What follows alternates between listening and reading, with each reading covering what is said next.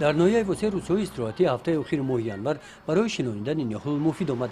ساکنان قوی‌اراده و زحمت‌دوست شهرکی هولبوک چنین روزهای آفتابی فصل سرما را غنیمت شمرده همراه کارمندان کارخانه واحد دولتی خواجگی منزل کمونالی در حشر نهالشنانی اشتراک نمودند.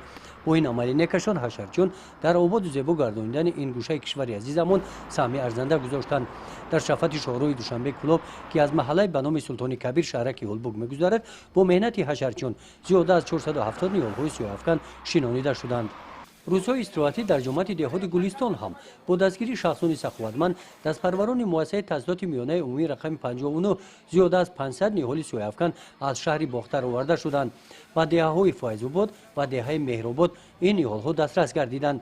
در دهه مهرآباد 250 عدد نیال‌ها بهره زیبا گردانیدن محیط طبیعت این موضع در سن حوله مؤسسه تحصیلات میانه عمومی رقم 59 شنانیده شدند. زیرا از شفت این مؤسسه تعلیمی شاهروی وسیع تیمور ملیک می‌گذرد. سیاست پیشوای مؤسسه ملل را اوید با کبود گذارکنی همه طرف‌ها دستگیری می‌کنیم. علاوه اینا مورد دیوم است که با یکجایی خوانندگان، آموزگاران، کارمندان خواجگی و نهالشنانی مشغولیم.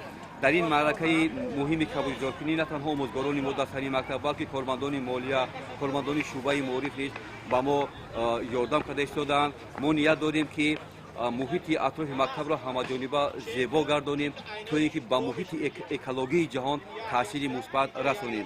زیرا ما در وضع زندگانی داریم که در سیاره زمین گاز کربنات زیاد شده شده است.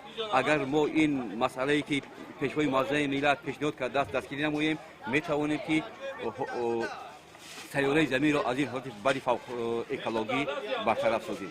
با مقصد زیبا گردانیدن شفت شاهرو با دستگیری شخصان سخاوت پیشه همچنین گل‌های آرایشی آورده شده شنانیده شدند. همین گونه عمل‌های نک غیر از جماعت دهاتی توکرک در دیگر جماعت‌های دهاتی ناحیه با پیشنهاد جماعت‌های دهات انجام داده شدند. گزارش خواجه نظریف خدای نظر ظهوروف از ناحیه واسه برای برنامه اطلاعاتی نوید.